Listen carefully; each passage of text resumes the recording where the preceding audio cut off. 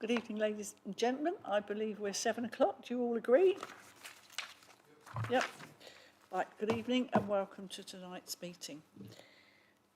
Apologies. Brooks, Skipper and White. Thank you. Item 2, minutes of the last meeting. You've all had the minutes. Are you all happy, agreed that I should sign them, or any questions? Agreed. Thank you.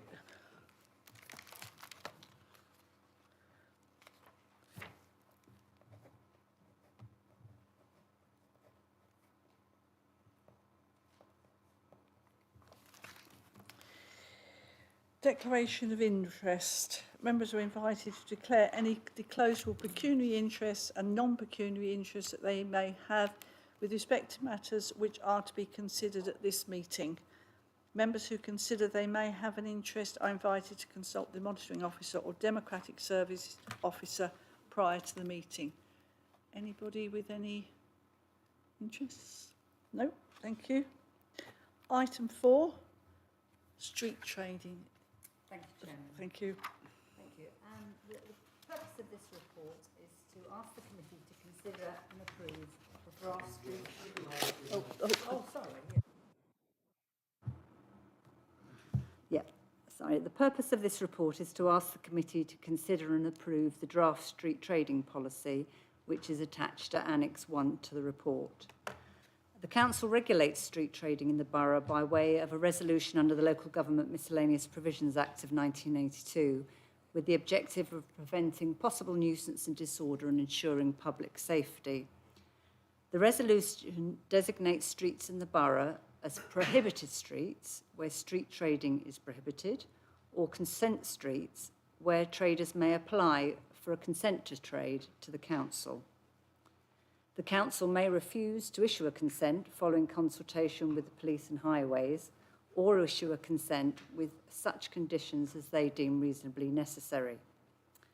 There are 14 current street trading consents across the Borough. The Council currently has a street trading policy for Camberley Town Centre, which is dated 2013, but this has become outdated following the public groundworks in the town centre and in line with the Council's aspirations for the town centre. To update this policy and to put in place a policy framework for street trading across the Borough, a revised Surrey Heath street trading policy has been drafted in conjunction with key stakeholders. It is hoped that this policy will encourage street trading that provides customer choice and contributes to the character of the local environment whilst preventing any nuisance or disorder. It is the intention that the draft policy will be widely consulted on with all relevant stakeholders, as listed in Annex 3 of the report, and the results of the consultation reported back to the Licensing Committee at the February meeting, with a view to the revised policy being approved and to take effect from April 2023. The report outlines the new proposed provisions in the policy that relate to having clearer criteria against which applications will be considered, a review of the suitable trading locations in Camberley Town Centre, new criteria relating to environmental considerations and healthy eating in line with the Council's climate change strategy and obesity prevention work, a proposal for wider consultation on applications to include the fire service and other relevant services within the Council, and also an expanded list of conditions that may be attached to consents. It is also proposed that a new street designation resolution is sought that will update the current list of prohibited streets, which officers are aware has become outdated, and it's proposed to designate all existing streets that are not prohibited streets and any new streets thereafter as consent streets to ensure that the Council retains control over street trading in the Borough. Thank you, and myself and Atheta Fleet, Senior Environmental Health Officer, are happy to take any questions on the report.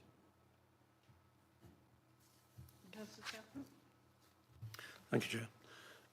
I'm interested to see here that amongst those prohibited streets seem to be included a number of what we would call local shopping parades, like Bow Morris Parade, Heather Ridge Arcade, Old Dean. I'm just a little curious as to why those have been included. And in addition to that question, and relevant to that question, do the provisions for this prohibition take into consideration sellers of the big issue? Or are they a separate issue over and outside of the scope of this particular provision? Thank you. Thank you. If I take the last part of the question first, big issue sellers would be outside these street trading provisions. And I could ask Nafisa to answer the question regarding the arcades. And as we we're aware, a number of these are on there and would not be considered desirable to be on there.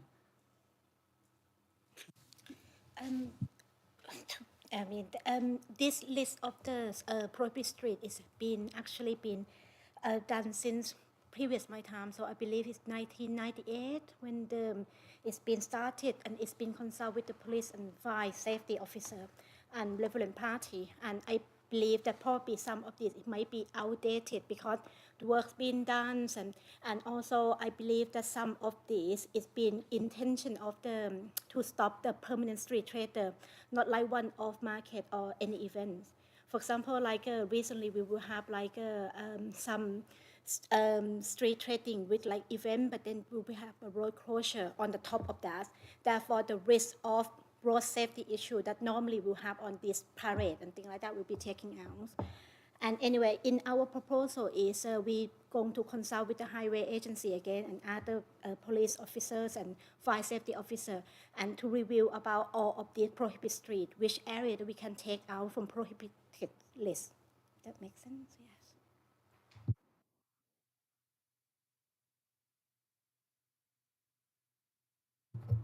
Councillor Garrett. Thank you, Chair. Would it be possible, if that's the case, that relevant ward councillors are informed whether reviewed roads are either, yes, they're prohibited or not? Because I know, for instance, as you highlighted, the Old Dean Parade, I know people have wanted to do some trading there in the past, only as a short-term thing. So if it's going to be considered as prohibited, I would like to know about it, and obviously the reverse as well. Thank you. Can I take the reply to that? Thank you. Yes, thank you very much. Yes, I would appreciate that. I don't have any particular indication, insofar as Heather Ridge Arcade is concerned, of any street trader who specifically wants to take up that particular option. But it does seem to me that this particular location could easily be appropriate for a street trader of some sort, food seller or something like that. So yes, if you could keep me informed on that one and look potentially favourably in the way of maybe removing at least Heather Ridge Arcade from the list of prohibited streets, I would appreciate it. Thank you very much. Thank you, Councillor Tabber.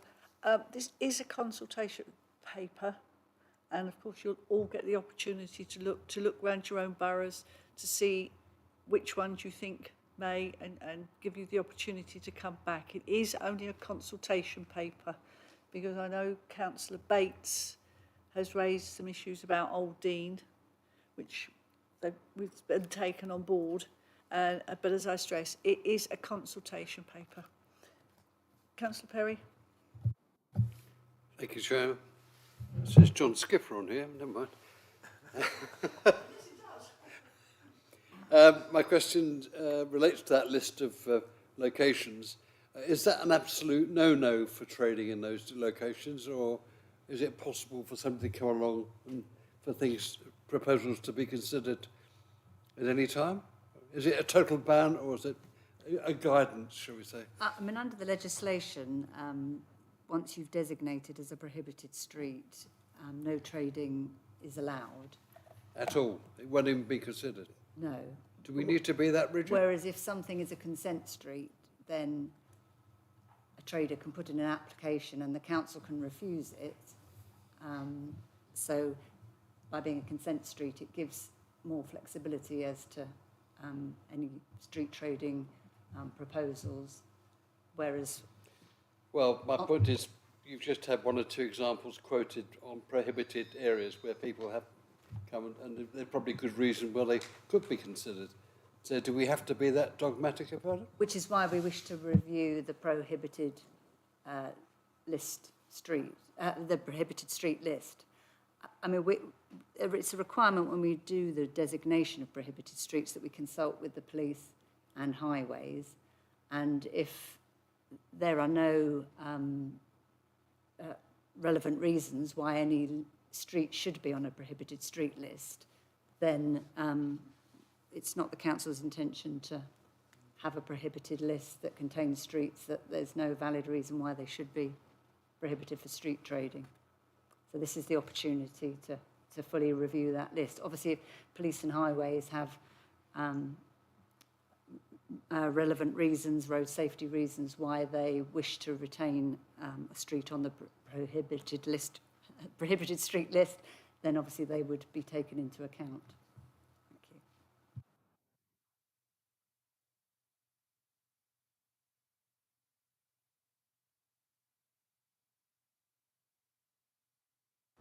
Have we dealt with Councillor Bates's comments? Councillor Bates did also wish to question the inclusion of healthy eating criteria within the consideration of applications.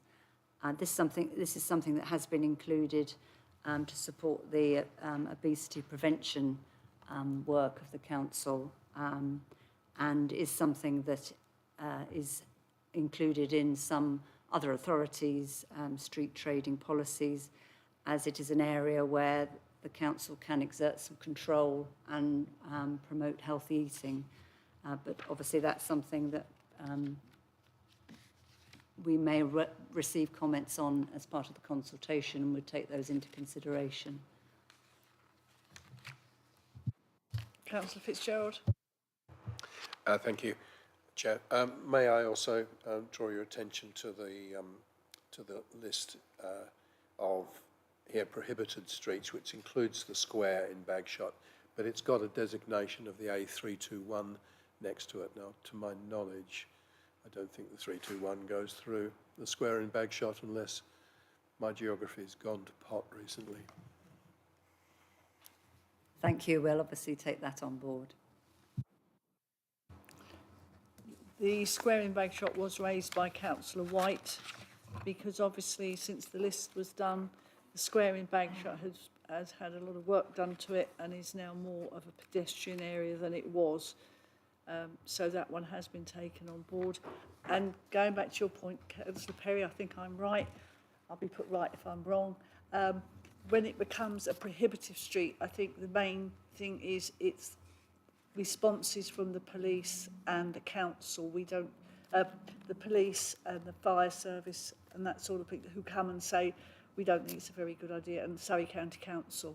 I believe that's right, isn't it? You get the main comments from them. Yeah, and when we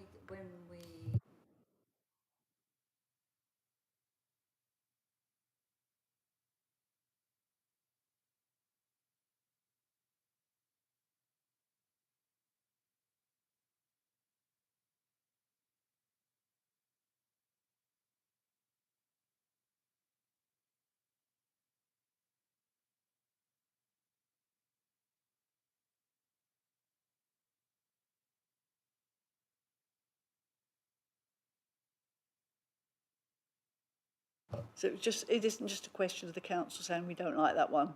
There really is a theory behind it all. Councillor Garrett. Just a small one, I didn't actually notice it at the time. On the second page of the Annex 1A, so page 22, it says St George's Road on the Old Dean. Pretty sure the old St George's Road is actually town, isn't it? Yes, actually, Councillor Bates has already flagged that up. Thank you.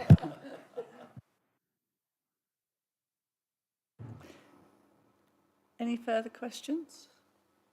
No. So the recommendation is to resolve that the revised draft street trading policy at Annex 1 to this report be approved for consultation.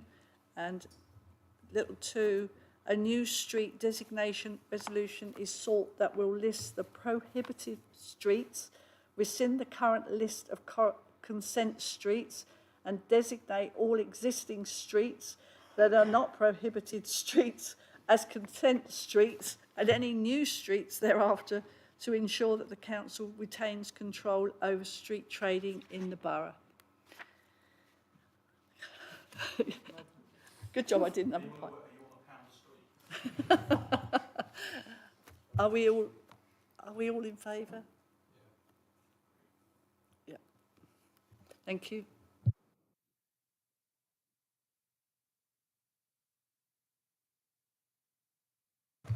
Item 5. Thank you, Chairman, Committee. The purpose of the report, so that's item 5 on the agenda, is to ask the committee to resolve that the proposed revised fees for 23-24 at Annex A to this report be recommended. The Hackney carriage and private hire fees were reviewed last year, and during this process it was identified that the 5-year private hire operator fees could not be included in the review until further compliance checks and time recording had been conducted. This was due in part to the COVID pandemic when there had been no private hire operator audits conducted during 2020 or 2021. And additionally, in July 2020, the Department for Transport issued the new statutory taxi and private hire vehicle standards. This document made it a requirement for operators, office staff and business partners to provide, for example, annual DBS checks and right to work checks, and a new audit checklist was compiled with these additional compliance checks, and this can be seen at Annex B. During the review, it was established that the private hire operator 1 year more than one vehicle licence fees, which had been decreased in 2022 from £215 to £140, would need to be increased to £220 to recover the council's costs. This is due to the amount of time it takes to conduct an audit for an operator who has business partners, office staff, several vehicles, subcontracts work to other operators. So there's quite a lot more records to check. The fees for private hire operators with one vehicle, both 1 year and 5 year licences, did not need to change as the fee that we charge already covers the council's costs for one vehicle PHO licences. There are fewer records to check, as the operator is also the driver and is DBS checked every 6 months. There are no office staff or business partners. There are fewer journeys and only one vehicle. There is often no subcontracting. So we call those owner drivers. We license 36 operators in total, and 22 of those are owner drivers, so sole operators. The proposed fees seek to encourage the uptake of 5 year licences with a saving to the operator over 5 years, and which reduces the council's administration. So we'd only issue the licence once, but we would still continue to audit the private hire operator every year. The savings overall work out at one vehicle 5 year licence, £425, and this would save £140 over 5 years for the operator, and more than one vehicle 5 year licences at £865, saving £235 over 5 years. I'll happily take any questions. Thank you, Chairman. Councillor Garrett? I'm a little bit confused. It doesn't take a lot, to be fair. Did you just say we reduced from 220 to 140, and we now want to put it back up to 220 again?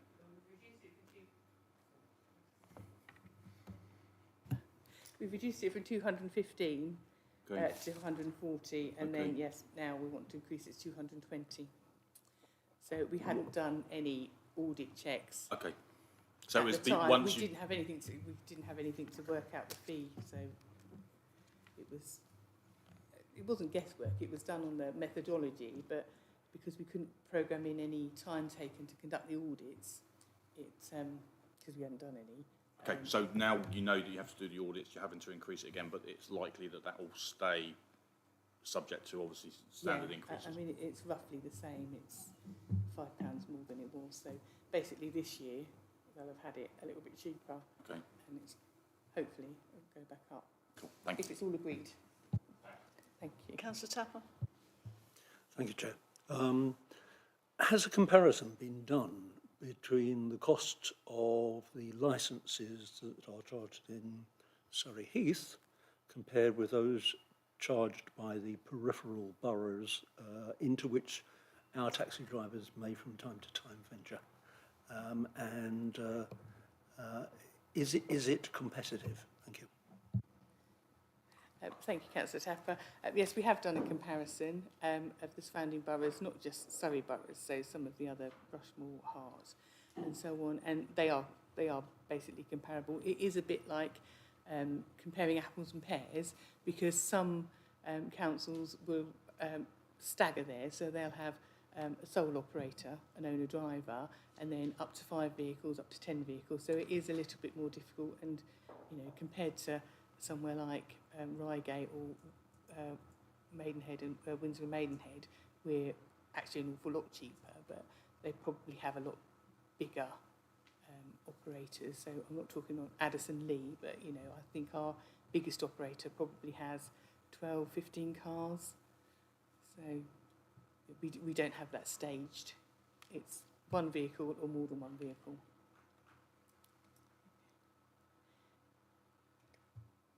Any other questions? No? Well, the recommendation is that the committee is asked to resolve that the proposed revised fees for private hire operator in Annex A to this report be recommended for consideration by the Strategic Director, Environment and Community in consultation with the Strategic Director, Finance and the Finance Portfolio Holder prior to public consultation. Are we all agreed?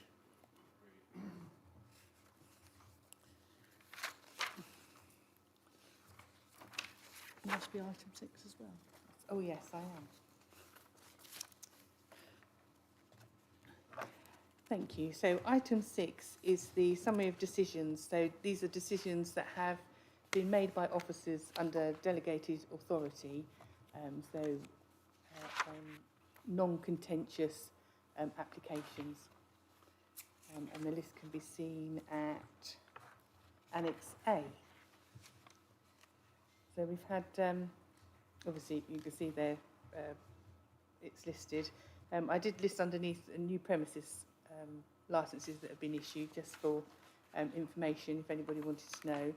B was a duplicate premises licence. There was a bit of a problem, so the premises licence holder had absconded, but the business owner still wanted a premises licence just in case that person surrendered it. So that's why that's on there. And the Windlesham and Chobham United Football Club gained a licence and then very shortly after surrendered it. So that's no longer current, but it was one of the new ones that we'd issued.